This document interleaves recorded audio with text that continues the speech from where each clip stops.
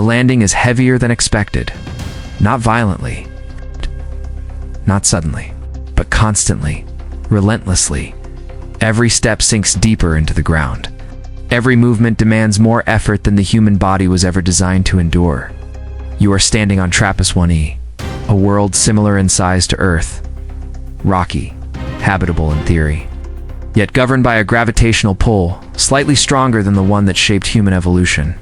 At first, it feels manageable. Astronauts train for high-gravity environments. Muscles adapt temporarily. Bones withstand increased load for short durations. But this is not a mission lasting days. This is colonization, permanent, generational, irreversible. The moment humans settle, evolution begins its silent work. Not over centuries alone, through immediate biological stress responses.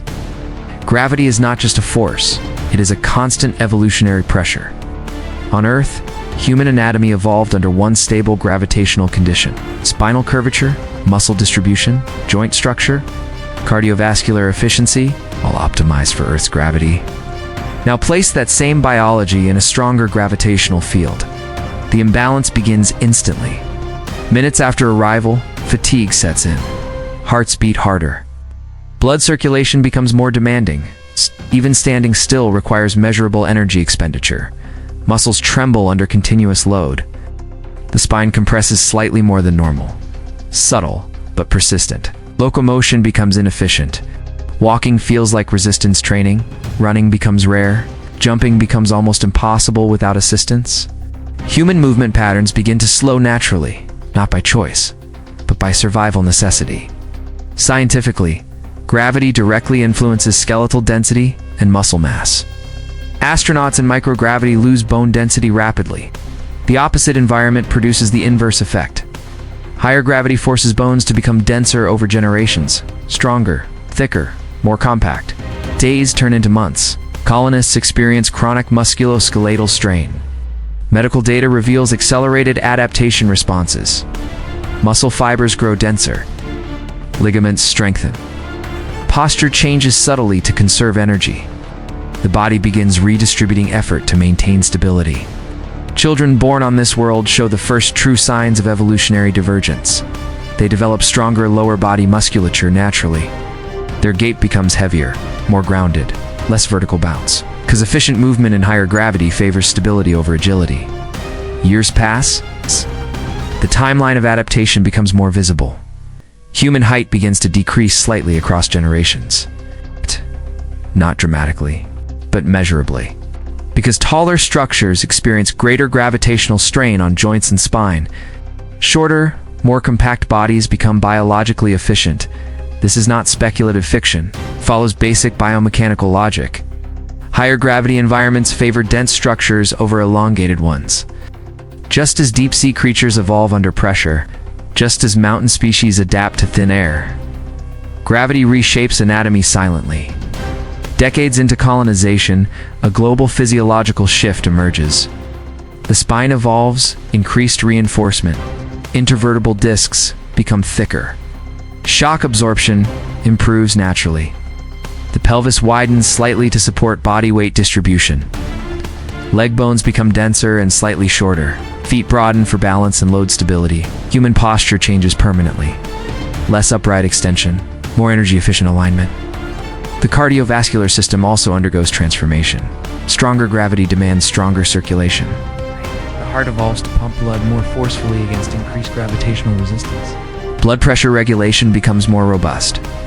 Vascular elasticity improves across generations. Without these adaptations, fainting and circulatory strain would become common. Months evolve into decades. Technology initially compensates. Exoskeleton suits, gravity adaptive architecture, low resistance mobility systems. But long-term settlers begin relying less on technological assistance because their bodies are changing. Naturally, gradually, unavoidably. The global domino effect extends beyond biology. Architecture evolves first. Buildings become lower, more structurally grounded. Vertical cities become inefficient under higher gravity stress loads. Transportation systems adapt to energy-heavy movement demands. Vehicles prioritize stability over speed. Aerodynamics shift due to altered energy expenditure requirements for lift and propulsion. Social behavior changes as well. Sports become slower, more strength-based than agility-based. Endurance replaces speed as the dominant physical trait. Environmental interaction becomes cautious and deliberate, because falling in higher gravity results in greater impact force. Injury risk increases. Medical science advances rapidly to monitor long-term structural evolution. Bone density scans revealed generational reinforcement patterns. Muscle fiber composition shifts toward higher load tolerance. Joint cartilage thickens to withstand continuous stress. The human skeleton begins resembling a more compact, load-bearing framework. Unexpectedly, the respiratory system also adapts. Heavier atmospheric pressure, combined with gravity, demands more efficient oxygen exchange. Lung capacity may increase slightly over generations, not in size alone, but in efficiency. Because every movement consumes more energy. Energy demands reshape metabolism. Caloric requirements increase. Nutritional science becomes central to survival. Hide-and-seek nutrition replaces low-energy diets. Centuries pass. Now the evolutionary divergence becomes undeniable. Humans born and raised on this world no longer resemble Earth-born humans entirely. They are shorter, denser, stronger, in structural build. Their muscle distribution favors stability and sustained force rather than explosive movement. Their skeletal structure appears more reinforced. Their reflexes adapt to slower but more controlled motion patterns. But the most profound transformation is neurological. Motor control evolves for precision under gravitational resistance. Movement planning becomes more deliberate at a subconscious level. Efficiency replaces spontaneity, because wasted motion equals wasted energy in a high-gravity environment. Historical comparison reveals a powerful precedent. On Earth, gravity shaped the evolution of every terrestrial species.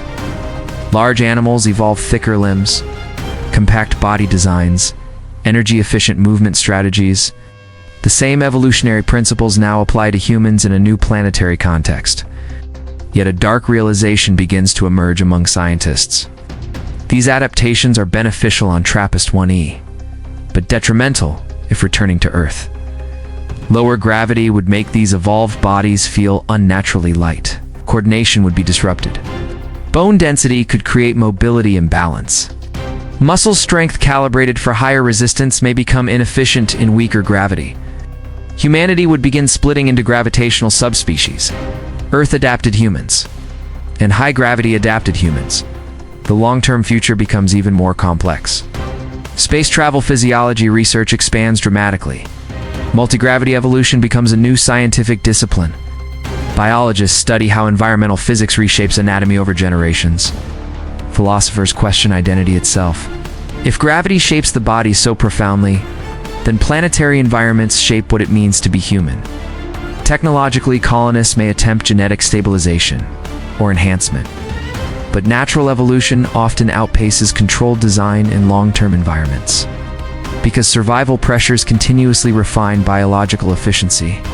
Millennia into the future, the descendants of the first settlers would move with grounded strength, deliberate precision, and structural resilience unknown to their Earth ancestors.